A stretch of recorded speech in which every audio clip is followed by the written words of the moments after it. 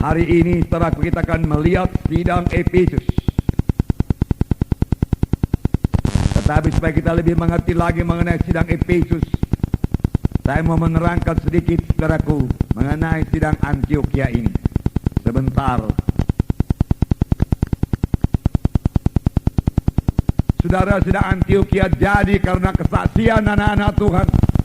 Dan firman Tuhan berkata dan tangan Tuhan menyertai kesaksian mereka itu, sehingga sejumlah besar orang diselamatkan. Pujilah Tuhan yang senantiasa menepati janjinya.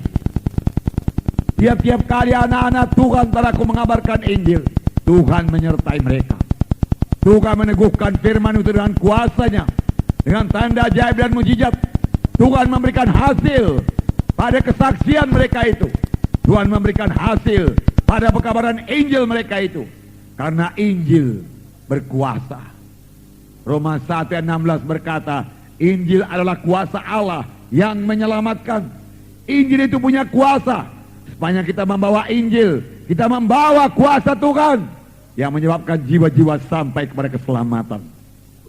Dan kabar tentang jiwa-jiwa yang diselamatkan ini saudaraku sampai di Yerusalem. Lalu Yerusalem mengutus Barnabas untuk berangkat ke Antiokhia. Dan minggu yang lalu kita telah melihat bahwasanya Barnabas itu seorang yang baik, yang mengasihi jiwa-jiwa. Dia mengenal kasih karunia Allah, dan dia bersyukur dan bersukacita melihat kasih karunia Allah. Lalu dia memanggil Saulus, dan bersama-sama mereka mengajar sidang Antiokhia 1 tahun lamanya.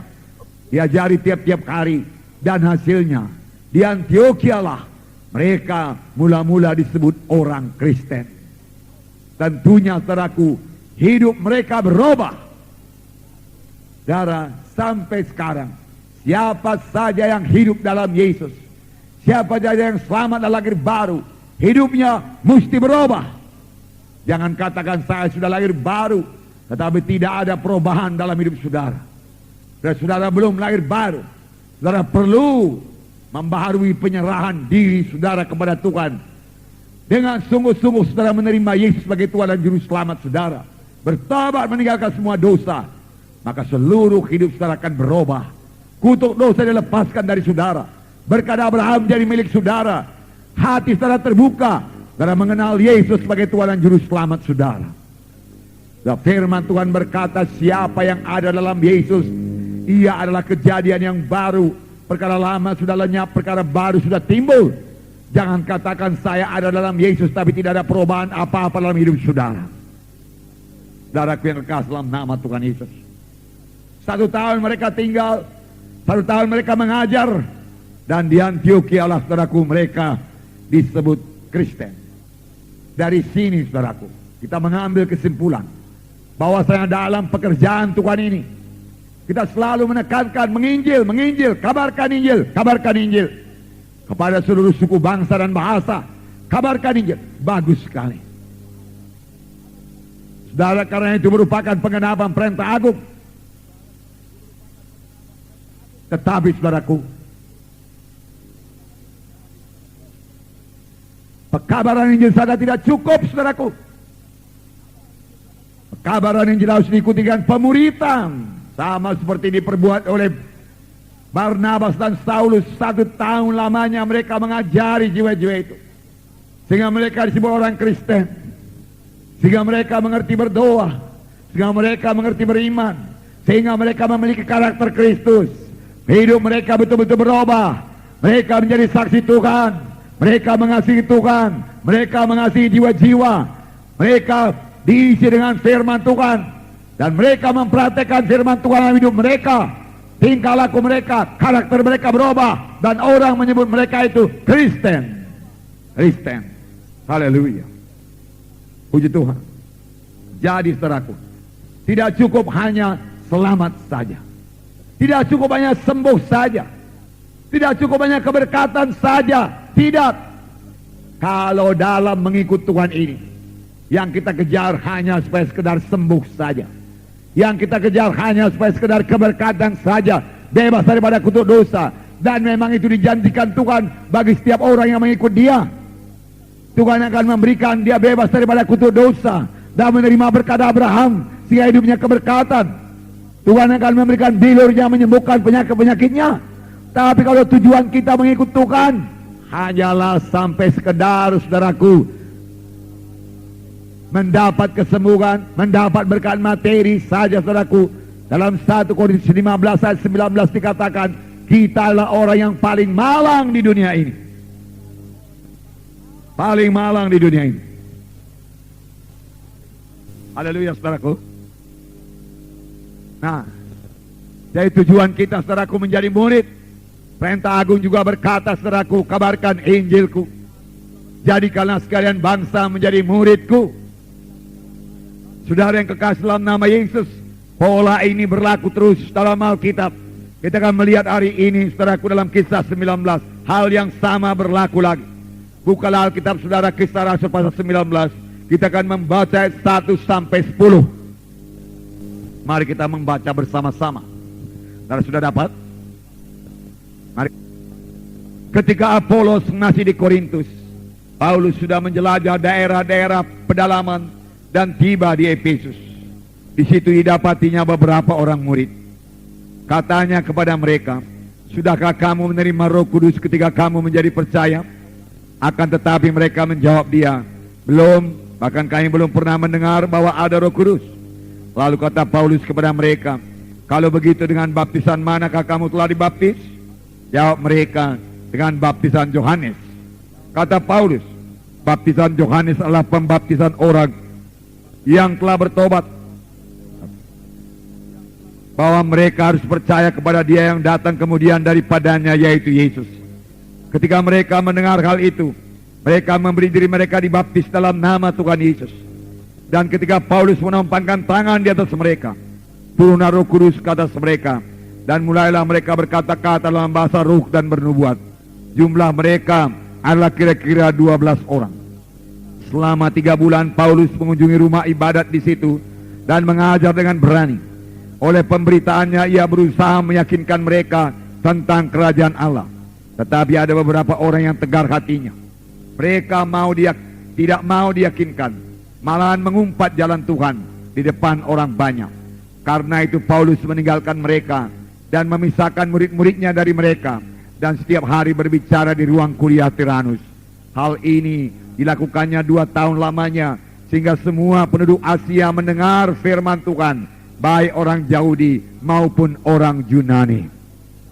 Di sini dikatakan, saudaraku, dalam tempo 2 tahun semua penduduk Asia mendengarkan firman Tuhan.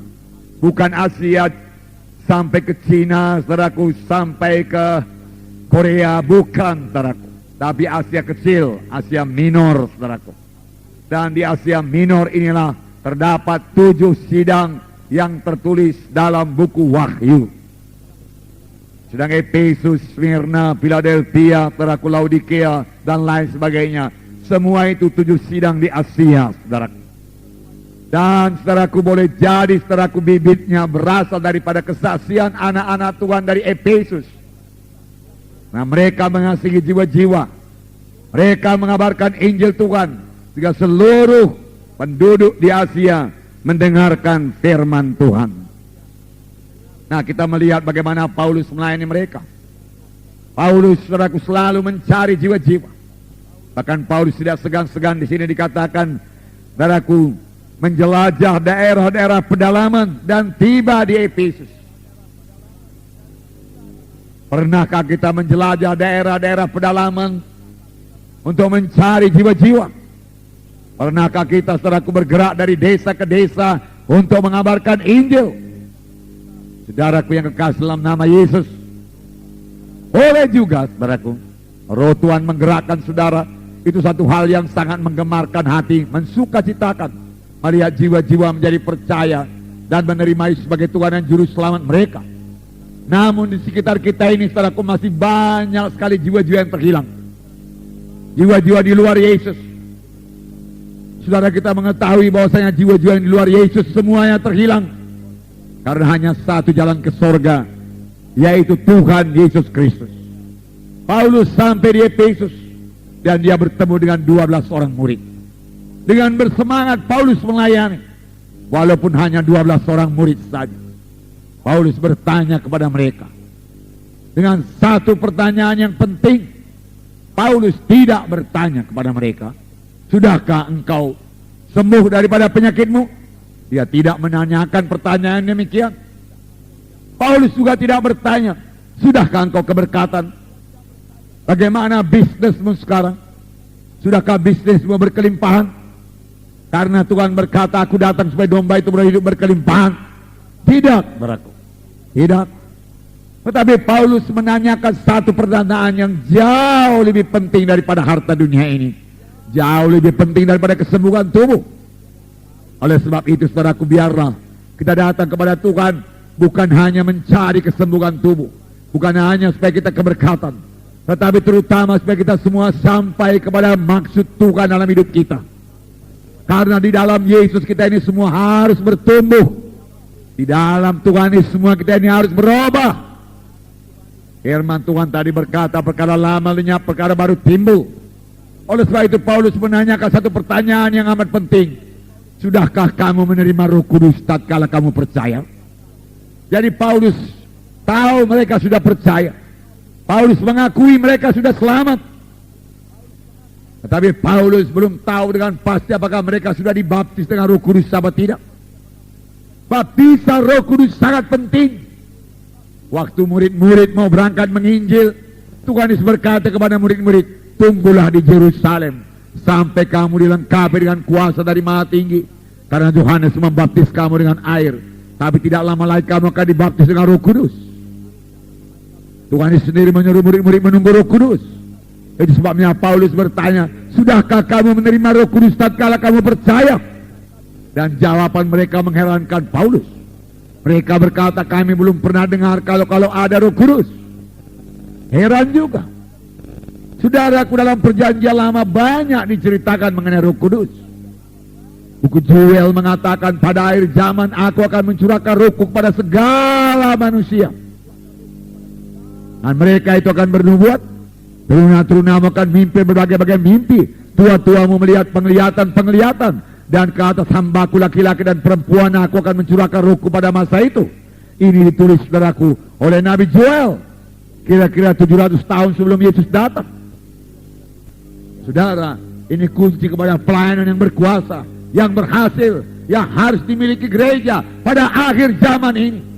Saudara mau dipakai Tuhan, saudara mau diurapi Tuhan, intimlah dengan Roh Kudus, penuh dengan Roh Kudus, dengar suara Roh Kudus, bergaul dengan Roh Kudus, mematuhi Roh Kudus, maka pelayanan saudara berkuasa, saudara berbuah lebat di hadapan Tuhan. Haleluya. Kalau begitu dengan baptisan apakah kamu dibaptis? Dengan baptisan Yohanes Pembaptis. Yohanes Pembaptis menunjuk kepada Yesus juru selamat, Paulus berkata, dan menyuruh mereka percaya kepada Tuhan Yesus. Setelah mereka mendengar mengenai Tuhan Yesus, mereka memberi diri mereka dibaptis lagi. Jadi sudah 2 kali dibaptis. Tidak ada salahnya dengan 2 kali dibaptis. Amin, saudaraku. 2 kali dibaptis. 2 baptisan selam, saudaraku, dibaptis.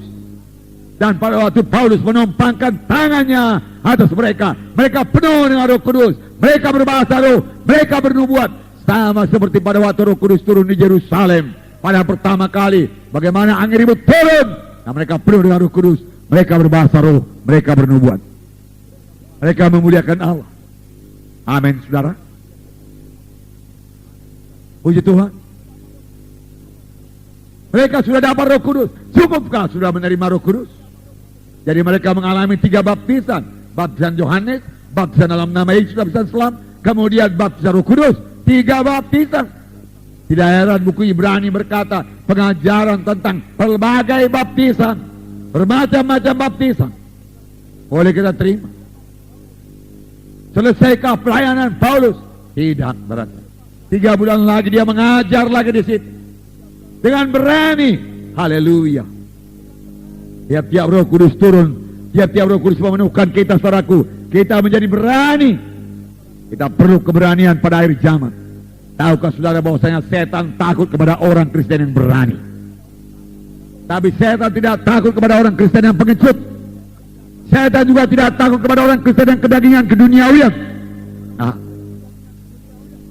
setan hanya takut pada orang Kristen yang mau hidup suci, hidup benar, hidup menyangkal diri dalam Roh Tuhan. Mereka akan penuh dengan Roh Kudus. Ucapan mereka berkuasa. Kapan mereka keluar dan menengking setan dalam nama Yesus, dalam nama setan keluar, setan mesti keluar. Haleluya. Puji Tuhan. Berani. Dalam buku Wahyu dikatakan, mereka tidak menyayangkan nyawanya sampai kepada kematian sekalipun. Dan mereka mengalahkan setan itu, naga itu, dengan perkataan kesaksian mereka dan dengan darah domba itu. Dan mereka tidak menyayangkan nyawanya sampai kepada maut. Mereka berani mati. Kepada orang-orang yang seperti ini, setan gemetar. Haleluya, saudaraku. Takut setan itu. Tidak kenal anak-anak Tuhan yang penuh dengan Roh Kudus. Saya bacakan kepada saudara oleh Kisah Rasul pasal 4. Kisah Rasul pasal 4. Mereka jadi berani. Roh Kudus memberikan keberanian. Roh Kudus bukan roh yang penakut. Saya bacakan Kisah pasal 4 ayat 8. Maka jawab Petrus penuh dengan Roh Kudus, hai pemimpin-pemimpin umat dan tua-tua. Haleluya. Maka jawab Petrus penuh dengan Roh Kudus. Jawaban yang diberikan Petrus, jawaban ini diberikan Petrus pada waktu dia penuh dengan Roh Kudus. Jawaban dari anak-anak Tuhan yang penuh dengan Roh Kudus lain daripada yang tidak penuh dengan Roh Kudus. Pelayanan daripada anak-anak Tuhan yang penuh dengan Roh Kudus lain daripada pelayanan dari anak-anak Tuhan yang tidak penuh dengan Roh Kudus. Nyanyian dari anak-anak Tuhan yang penuh dengan Roh Kudus lain daripada nyanyian anak-anak Tuhan yang tidak penuh dengan Roh Kudus. Huruf itu mematikan, tapi roh itu menghidupkan. Saudaraku, Roh Kudus, saudaraku, tidak bisa, saudaraku, ditipu-tipu, saudaraku. Tidak, saudaraku. Dia jelas, dia berkuasa. Saudara, saya tidak bisa membuat diri saya seolah-olah penuh dengan Roh Kudus kalau saya tidak penuh dengan Roh Kudus. Saya tidak bisa berpura-pura penuh dengan Roh Kudus. Segera jiwa-jiwa mengetahuinya dan merasakannya. Bahwa saya tidak ada kuasa dalam ucapan yang saya sampaikan, tidak ada firman Tuhan yang berkuasa yang saudara terima. Saudara, kuasanya datang saudara kalau kita penuh dengan Roh Kudus. Dan penuh dengan Roh Kudus memberikan keberanian. Maka jawab Petrus yang penuh dengan Roh Kudus, tidak ada keselamatan dalam siapapun juga di bawah kolong langit ini. Hanya ada satu nama yang dalamnya kita beroleh selamat, yaitu nama Yesus. Hanya dalam nama Yesus manusia ini bisa selamat. Satu pernyataan yang sangat kuat dan teguh yang bawa berkat bagi kita sampai sekarang ini. Puji Tuhan, saudaraku. Ini diucapkan oleh orang-orang yang penuh dengan Roh Kudus. Itu sebabnya firman Tuhan berkata, hendaklah kamu senantiasa penuh dengan Roh Kudus. Karena pelayanan saudara pada saudara penuh dengan Roh Kudus lain daripada pelayanan saudara pada saudara tidak penuh dengan Roh Kudus. Saudara, Tuhan menghendaki kita senantiasa penuh dengan Roh Kudus. Tuhan mau kita bergaul dengan Roh Kudus. Oleh sebab itu buangkan semua perkara daging, duniawi, buangkan semua beban-beban berat. Saudara, jadilah Kristen yang sungguh-sungguh yang penuh dengan Roh Kudus, yang jadi terang, jadi saksi, yang mengalahkan setan, yang membawa terang kepada dunia yang gelap ini, saudaraku. Hanya jikalau kita penuh dengan Roh Kudus. Haleluya. Haleluya. Dalam ayat 13 dikatakan, ketika sidang itu melihat keberanian Petrus dan Yohanes dan mengetahui bahwa keduanya orang biasa yang tidak terpelajar, heranlah mereka dan mereka mengenal keduanya sebagai pengikut Yesus. Apakah yang dilihat oleh mereka itu? Mereka melihat keberanian. Berubah mereka. Petrus yang dahulunya penakut dan aku menjadi tidak penakut lagi, berani. Dan orang lain boleh melihat dia berani. Mengapa? Karena dia penuh dengan Roh Kudus. Ayat 31. Dan ketika mereka sedang berdoa, goyanglah tempat mereka berkumpul itu, dan mereka semua penuh dengan Roh Kudus. Lalu mereka memberitakan firman Allah dengan berani. Haleluya. Mereka memberitakan firman Allah dengan berani karena mereka penuh dengan Roh Kudus. Sampai sekarang Roh Kudus memberikan hal yang sama bagi kita. Kita bisa jadi berani sepanjang kita bersandar pada Roh Kudus. Amin, saudaraku. Dan kita menjadi saksi Tuhan.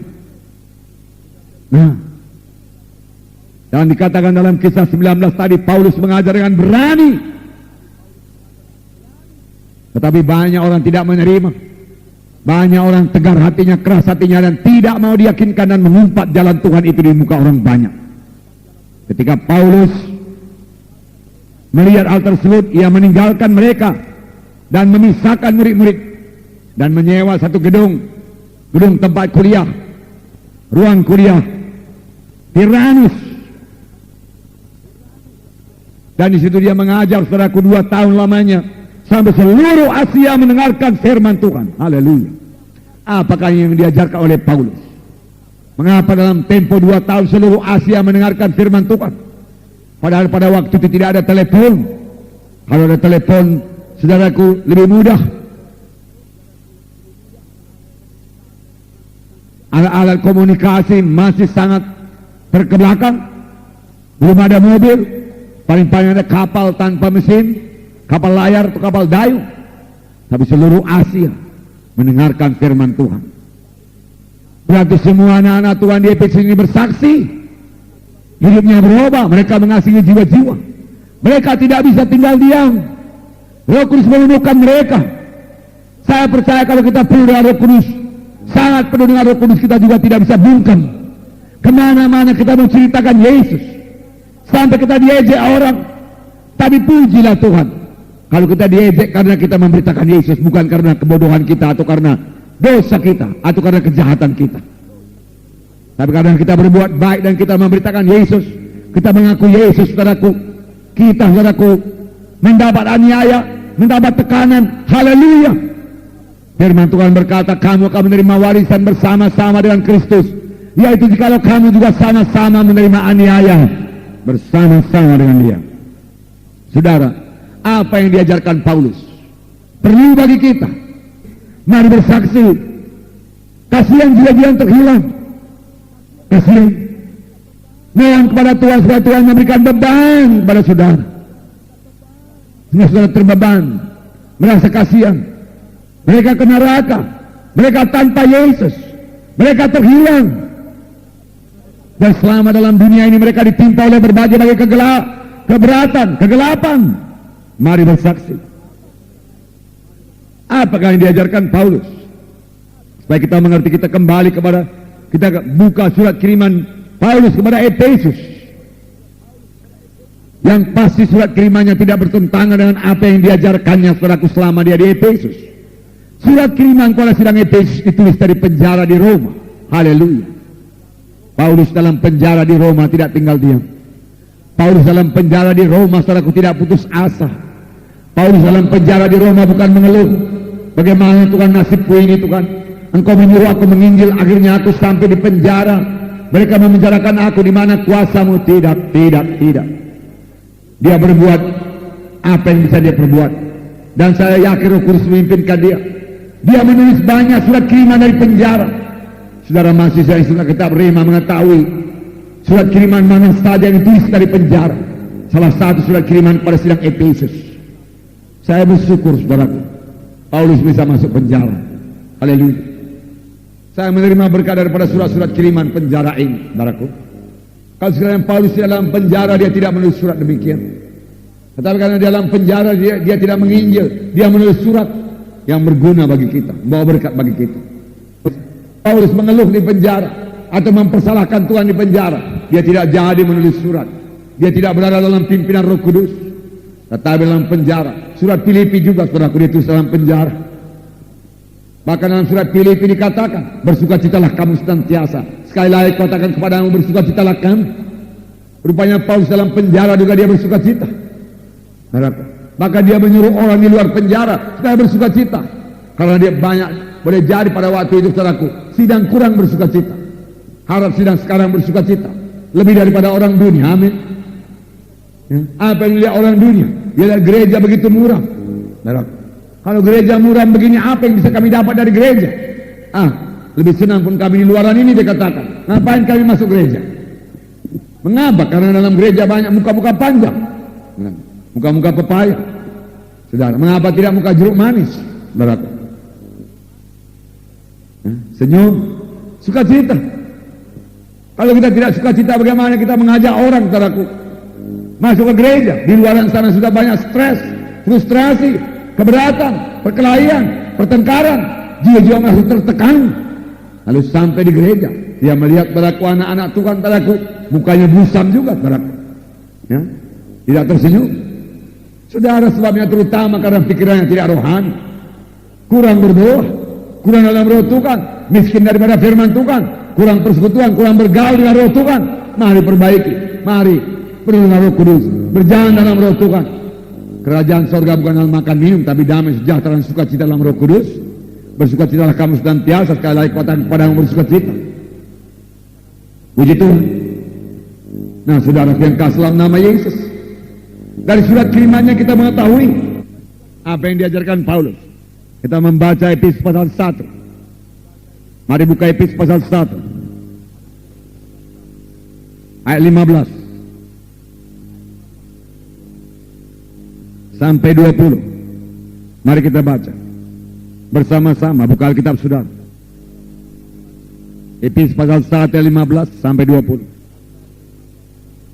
Karena itu, setelah aku mendengar tentang imanmu dalam Tuhan Yesus dan tentang kasih terhadap semua orang kudus, aku tidak berhenti mengucap syukur karena kamu.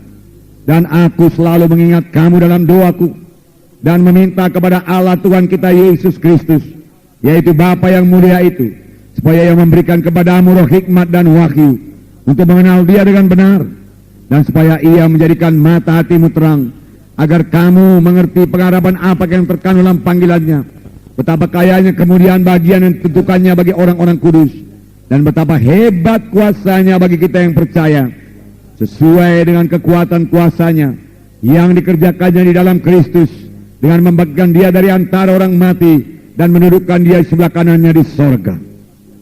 Saudaraku, dikatakan di sini, setelah aku mendengar tentang imanmu dalam Tuhan Yesus dan tentang kasihmu terhadap semua orang, aku tidak berhenti mengucap syukur karena kamu, dan aku selalu mengingat kamu dalam doaku. Haleluya. Saudara pemimpin SKS, pemimpin kelompok sel, ingat jiwa-jiwa saudara dalam doa saudara. Paulus selalu mengingat sidang Efesus dalam doanya. Tentunya Paulus menyebut nama-nama yang semua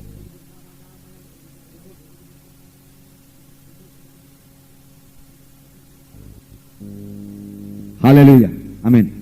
Ya, tentunya saudaraku, dia mengingat semua nama-nama jiwa-jiwa di Efesus dan dia doakan, haleluya. Satu teladan yang pantas kita tiru. Walaupun saudara tidak pemimpin kelompok sel, tetapi saudara anggota kelompok sel, saudara lihat jiwa-jiwa di kelompok sel saudara, doakan satu persatu supaya semuanya bertumbuh dengan baik. Amin saudaraku, haleluya. Saudara akan diberkati Tuhan. Yang pertama saudaraku, dikatakan di sini saudaraku, aku mendengar tentang imanmu. Jadi saudaraku, sidang Efesus memiliki iman. Memang iman sangat penting. Setiap anak Tuhan harus punya iman. Firman Tuhan berkata, tanpa iman mustahil. Jangan salahkan Tuhan kalau saudara tidak punya iman. Saudaraku, segala yang perlu kepada saudara untuk beroleh iman telah diberikan Tuhan. Karena iman datang daripada mendengar firman Tuhan, mengerti firman Tuhan, dan mendengar firman Tuhan. Oleh sebab itu, kalau saudara mau iman, baca firman Tuhan. Saudara mau iman, dengarkan hamba Tuhan yang beriman, yang diurapi Tuhan, yang menyampaikan firman Tuhan yang benar kepada saudara.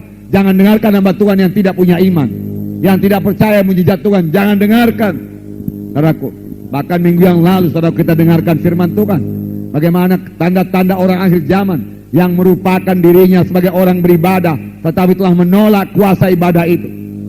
Saudaraku, yang merupakan dirinya saudaraku orang Kristen, tetapi hidupnya tidak berubah karena dia menolak, karena dia tidak percayakan kuasa Roh Kudus untuk mengubahkan dia, kuasa Roh Kudus untuk menyembuhkan, untuk membebaskan yang sakit. Palingkan dirimu, tinggalkan mereka itu. Firman Tuhan berkata, tanda akhir zaman. Pertama, banyak orang yang demikian, yang mengatakan dirinya Kristen tapi tidak punya kuasa kekristenan, tidak punya kuasa Roh Kudus dalam hidupnya. Iman sangat perlu, saudaraku.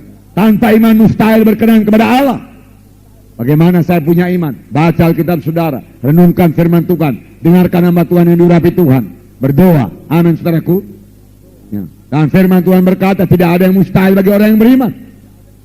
Dan sepanjang saudara punya iman, saudara bisa sembuh, pasti sembuh.